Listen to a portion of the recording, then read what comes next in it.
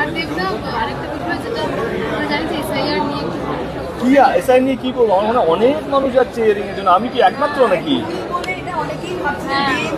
আরে এমন হচ্ছে যেমন আমাকে অন্য কোথাও ডেকেছে, আরে এসআইআর করতেই তো ডেকেছে। আমি ভারতীয় এবং আমার দেশে যা নিয়ম কানুন আছে যেটাকে ল অফ দ্য ল্যান্ড বলে সেটাকে আমি ফলো করব। এবং আমার কাছে এখনো নোটিশ আসেনি, কিন্তু আমি জানি নোটিশ আসার কি কথা। এবং আমার মনে হয় খুব সম্ভবত 14 তারিখে আমার হিয়ারিংটা হবে, যেটা আমার অফিসকে জানানো হয়েছে। তাহলে ক্ষমতা থাকলে সেটা ইউজ করা, সেটা বোধহয় নয়। এই যে সবাই অবাক হচ্ছে দেবকে ডাকা হলো এই কারণে, মানে তোমার এই অর্পিত একটা জিনিস হচ্ছে এখন না, ইলেকশনের সময় সব কিছু পলিটিক্যাল।